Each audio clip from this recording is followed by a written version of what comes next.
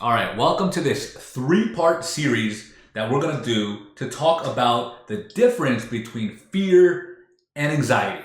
Okay, what is the real definition? What is the real difference between fear and anxiety? Okay, tomorrow we'll talk a little bit more about the fight, flight, freeze, fawn response. How does our body and our mind naturally respond to a threat? Okay, and then day 3, we're going to talk more about how to fight fear and anxiety, all right, and how to overcome. So let's start off with day 1. We'll look at the definition of fear and anxiety online, and I don't think it's sufficient, and that's why I'm doing this video to start us off. Fear. What is fear? A very unpleasant or disturbing feeling caused by the presence of immediate of danger. Okay, that's very important to know. And that is true. Fear has a lot to do with an immediate danger that's happening right now. That's why we're feeling fear, because there's a real or perceived threat right now in this moment. So our body goes into that fear response. Anxiety is different in that there's not that immediate danger, okay? Fear, they also state a state or condition of marked by this feeling, a feeling of disquiet or apprehension. I think fear is much more than that. When you're in fear, I wouldn't call it an unpleasant and disturbing feeling or a feeling of apprehension, you know? No, it's much more than that. And we'll go into the physiological responses of both fear and anxiety in a second. But before we do that, let's go into anxiety. What is the definition of anxiety via the internet, right? A state of uneasiness and apprehension, again, as about future uncertainties. So future uncertainties. This is an important part that many times we talk about anxiety. Anxiety is thinking about the future and having a fear response about future events as if it was so scary, so threatening, so dangerous as this immediate threat, like a bear coming and trying to eat us, you know? Just like, okay, we're going to have a physiological response that's so similar to that just by thinking about this future event, something that could happen. Okay, and the third one here says a state of apprehension, again, uncertainty and fear resulting from the anticipation of a realistic or fantasized threatening event or situation, often impairing physical and psychological functioning. Dang, okay, that's good stuff. So my belief is that those are not sufficient definitions, especially when you talk about anxiety. That is not a sufficient definition. And I'll tell you why right now. Hopefully I can set up a little brain thing here to show you what happens in the brain in fear and anxiety. It's like the same exact thing that happens. And I took a whole course on neurobiology, fear and anxiety. And it was so interesting to see how the amygdala, and hopefully I have a brain here, the amygdala is lit up. And this is the part of the brain that will increase your heart rate, that will cause your blood pressure to rise, your blood rush to your internal organs to protect yourself. It'll cause you to be sweaty. It'll make sure that the adrenaline pumps through your blood, and then that your cortisol, then that you have cortisol and you have that stress response in order to protect you. This is an awesome part of the brain, which is a lower part of the brain than the neocortex. I hope the neocortex is there, right? Than the neocortex over here. So many times we think that the only way that we are getting anxious is by thinking about future events that are going to tap into the amygdala. That is going to tap into the amygdala response, and then that's what causes us to have the physiological manifestations of fear, right? It's a perceived threat that we're thinking about that causes the amygdala to respond as if there's threat. I hope you're following me. But that doesn't seem to be the case with everyone. It's not always a thought that precedes the anxiety. Sometimes it's just an emotional threat response. Maybe what I'll do is I'll give an example. So let's say you are a person who in your childhood was not allowed to get angry. You were never allowed to get angry. That was frowned upon. You knew that was just not allowed for you. And then all of a sudden you're in a relationship 10 years down the line and you start feeling angry.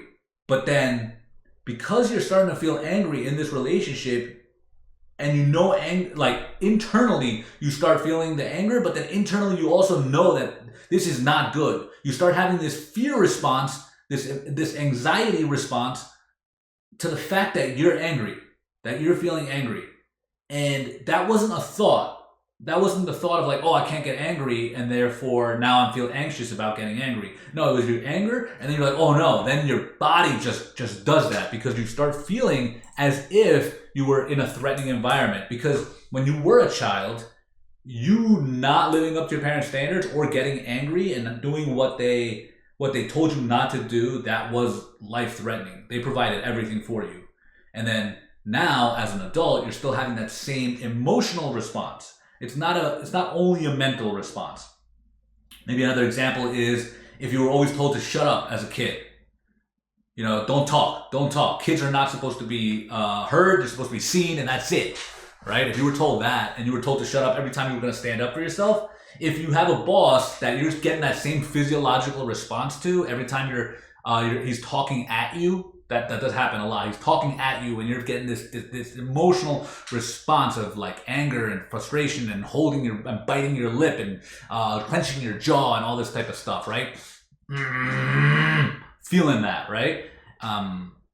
Next time he calls you in for a meeting and says, all right, in 2 hours, I'm going to need you in my office to have a meeting. You are going to feel anxious. You're going to feel anxious for the next 2 hours because you're already knowing that's coming. Right? So it's also an emotional response. So I think the main thing to realize is that we can work on the thoughts and the behaviors. Okay? That's always good. Many people only focus on that though. We also have to focus on these emotional responses. And that's why next episode is going to be all about fight, flight, freeze, and fawn. Those responses. Those immediate natural responses that our body has that are really many times the culprit. It's not really the thoughts. So if you're thinking like, oh, I'm going to work on the thoughts, but you never work on the amygdala and on the body. Okay, spoiler alert, we're going to talk a lot about working on the body in order to calm down the amygdala, because the amygdala doesn't really respond too well to the prefrontal cortex, but it will respond to bodily somatic changes. So that's really like major spoiler alert, but we're going to go more in depth into why that works better.